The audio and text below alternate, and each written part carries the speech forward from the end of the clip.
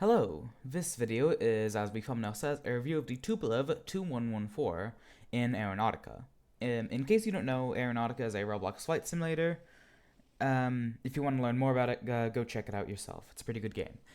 Anyway, the Tu-114 is, from what I know, seemingly is an underrated multi-engine aircraft, as it's actually pretty good, I'd say.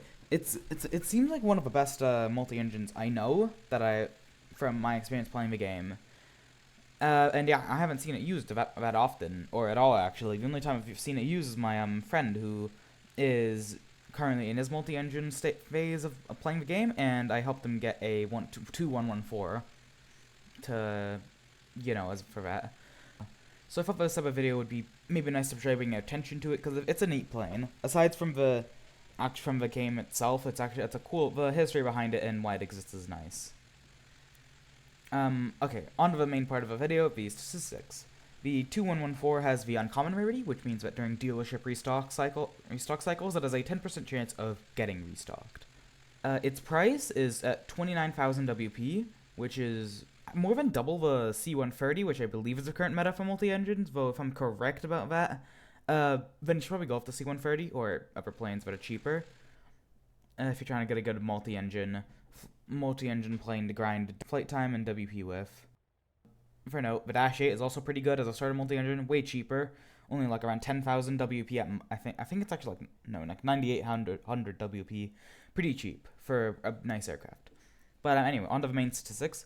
The Tu-114 has a max speed of 470 knots and a stall speed of 135 knots. Its service ceiling is just shy of 12 kilometers plus, being at, if you're using kilometers or meters, 12 kilometers up, or if you're using feet, it is at 39,260 feet. But yeah, that's the service ceiling, which is pretty good for a multi-engine, I believe. It has a range of 118 nautical miles with a capacity of 40, which means you can get pretty decent 10,000 WP per flight.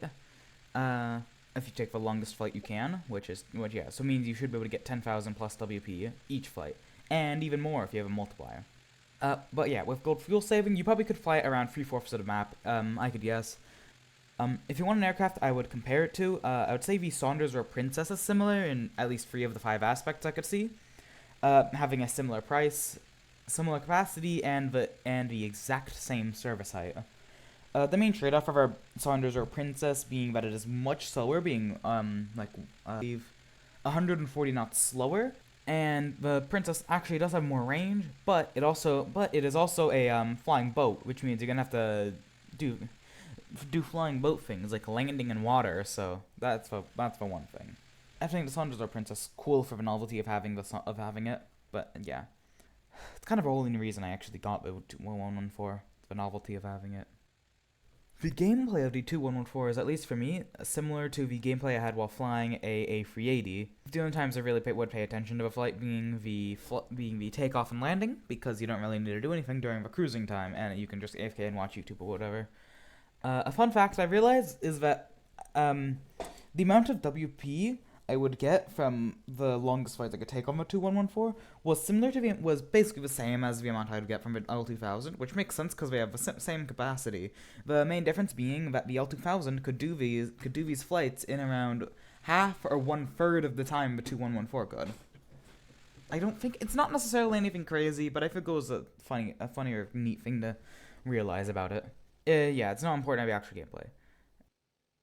Aside from this, you should be able to make all the money back you spent on the Tu-114 and get money back on repairs you spent at most an hour, I'd say, because the jobs pay quite good. So each job takes around 15 minutes, so you should be able to make 40k in an hour, or something like that. No, you definitely can't make 1k WP a minute, but I think it's pretty good. If you get good average flight times with max time, you probably won't, honestly. Speaking of money, I'm definitely sure that this plane does not have a set strategy, as it's obviously not used often, like I said at the start, and it's not the best multi-engine to really even use. There are better aircraft that you could do for different categories.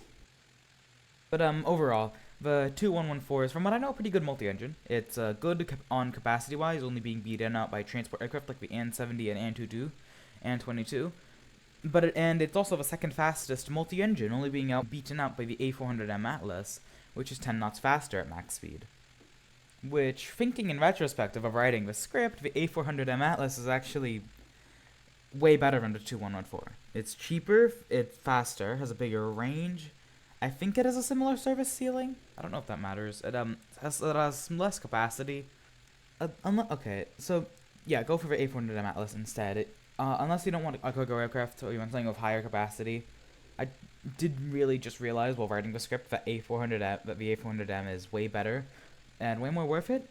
So you should probably use that. But if you want, try out the Tu-114. It's a pretty good plane, regardless of it not being as good as the A400M Atlas. To end the video, I want to give credit to the Aeronautica YouTuber, or mostly Aeronautica YouTuber, that gave me the inspiration to make this video, or the concept for what this video is.